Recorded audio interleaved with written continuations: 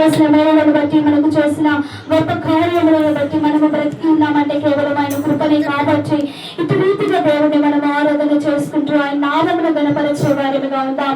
స్తోత్రం స్తోత్రం స్తోత్రం స్తోత్రం స్తోత్రం స్తోత్రం స్తోత్రం స్తోత్రం స్తోత్రం స్తోత్రం స్తోత్రం స్తోత్రం. హల్లెలూయా హల్లెలూయా హల్లెలూయా హల్లెలూయా హల్లెలూయా. అందరూ చెప్పాలి, నోరు విప్పాలి. హల్లెలూయా హల్లెలూయా హల్లెలూయా.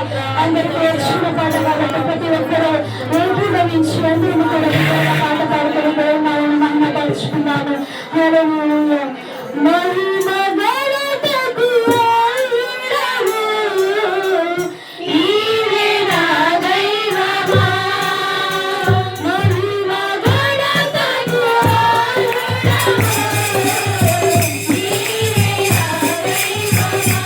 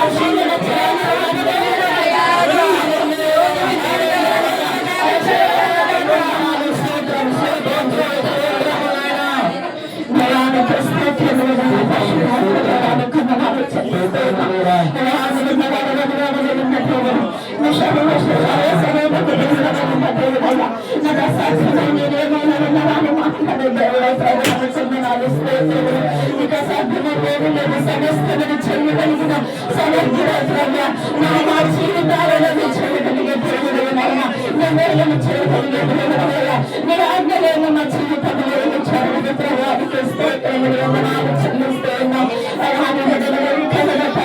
మమ్మల్ని నీకు సమర్పించుకునే ఈ 2 దినాల వాక్యములు వినియోగానికి స్తోత్రములు తండ్రి.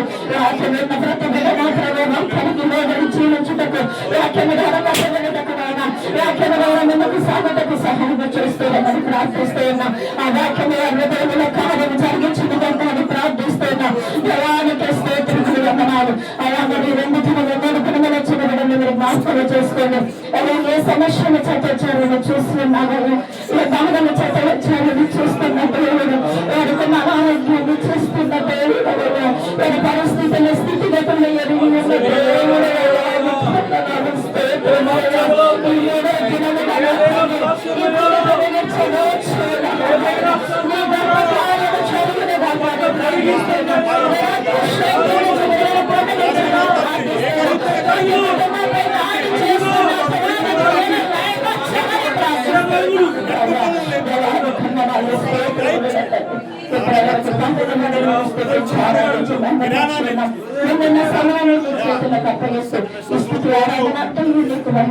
చెల్లించి మనకి మహిమ ప్రభావం తెచ్చుకోండి. ప్రార్థించు వేడుకొంచు నామతండి. ఇంతవరకు ఆత్మలో నడిపించినట్టు దర్వజములలో నీరమ్మ గారికి, కవితమ్మ గారికి, కరుణ గారికి ప్రత్యేకమైన వందనం తెలియజేస్తున్నాను. అదేవిధంగా మనం లేచి నిలబడి అదేవిధంగా నిలబడ్డట్లయితే కీర్తన గ్రంథం 40 ప్రతిపురాలుగా చదవకుండా అందరూ లేచి నిలబడాలి. అందరూ లేచి నిలబడినట్లయితే కీర్తనలు దావీదు రాసినటువంటి కీర్తన 40వ అధ్యాయము ఉత్త ప్రతిపురాలుగా చదవకుండా మన మధ్య నుంచి కవిత గారు చదువుతారు. మనమందరము ఏకీభవించడం.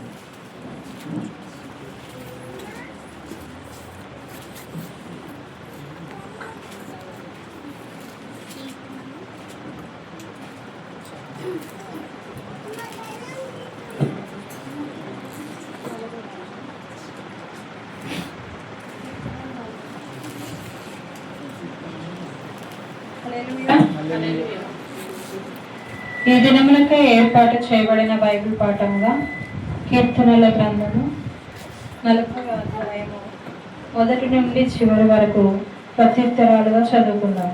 కీర్తనల గ్రంథము 40వ అధ్యాయము 1 నుండి చివరి వచనం వరకు చదువుకుందాం.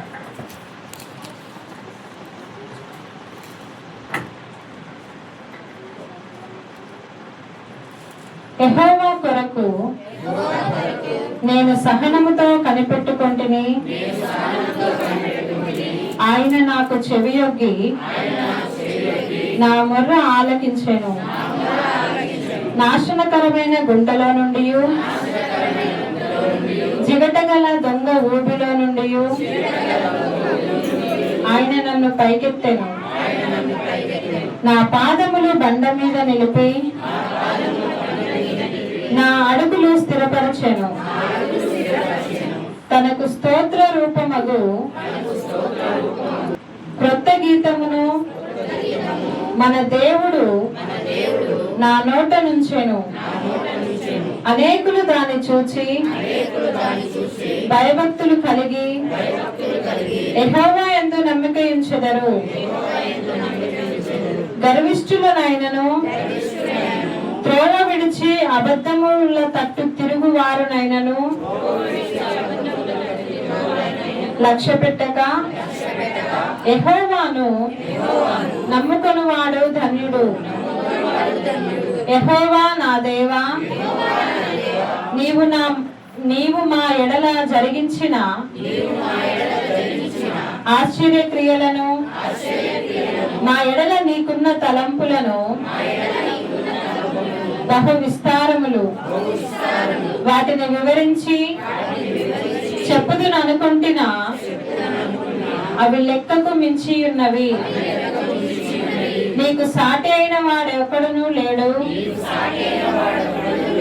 బలులైనను నైవేద్యములైనను నీవు కోరుకొనుట లేదు. నీవు నాకు చెవులు నిర్మించి ఉన్నావు. దహన బలులనైనను పాప పరిహార్థ బలులైనను నీవు తెమ్మనలేదు. అప్పుడు పుస్తకపు చుట్టలో నన్ను గూర్చి వ్రాయబడిన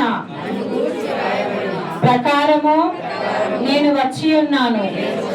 నా దేవా, నీ చిత్తము నెరవేర్చుట నాకు సంతోషము. నీ ధర్మశాస్త్రము నా అంతర్యములోనున్నది. నా పెదవులు మోసుకొనక మహాసమాజములో నీతి సువార్తను నేను ప్రకటించి ఉన్నానని నేనంటిని. యెహోవా, అది నీకు తెలిసే ఉన్నది. నీ నీతిని నా హృదయంలో నుంచుకొని నేను ఊరకుండలేదు. నీ సత్యమును నీ రక్షణను నేను వెల్లడి చేసి ఉన్నాను. నీ కృపను నీ సత్యమును మహాసమాజమునకు తెలుపక నేను వాటికి మరువు చేయలేదు. యెహోవా, నీవు నీ వాత్సల్యమును నాకు దూరము చేయవు. నీ కృపా సత్యములు ఎప్పుడును నన్ను కాపాడును గాక. లెక్కలేని అపాయములు నన్ను చుట్టుకొని ఉన్నవి. నా దోషములు నన్ను తరిమి పట్టుకొనగా నేను తల ఎత్తి చూడలేకపోతుని. లెక్కకు అవి నా తల వెంట్రుకలను మించి ఉన్నవి. నా హృదయము అధైర్యపడి ఉన్నది. యెహోవా, దయచేసి నన్ను రక్షించుము. యెహోవా, నా సహాయమునకు త్వరగా రమ్ము. నా ప్రాణము తీయుటకై యత్నించువారు సిగ్గుపడి బొత్తిగా భ్రమసియుందురుగాక. నాకు కీడు చేయగోరు వారు వెనుకకు మళ్లింపబడి సిగ్గునందుదురుగాక. నన్ను చూచి ఆహా ఆహా అని పలుకువారు తమకు కలుగు అవమానమును చూచి విస్మయముందుదురుగాక. నిన్ను వెతుకు వారందరూ నిన్ను గూర్చి ఉత్సాహించి సంతోషించుదురుగాక. నీ రక్షణ ప్రేమించువారు యెహోవా పరచబడునుగాక అని నిత్యము చెప్పుకొందురుగాక. నేను శ్రమల పాలై తీరుడనైతిని. ప్రభువు నన్ను తలుచుకొనుచున్నాడు. నాకు సహాయము నీవే. నా రక్షణ కర్తవు నీవే. నా దేవా, ఆలస్యము చేయకుము. బైబిల్ పాఠము ముగిసినది. దేవునికి స్తోత్రం.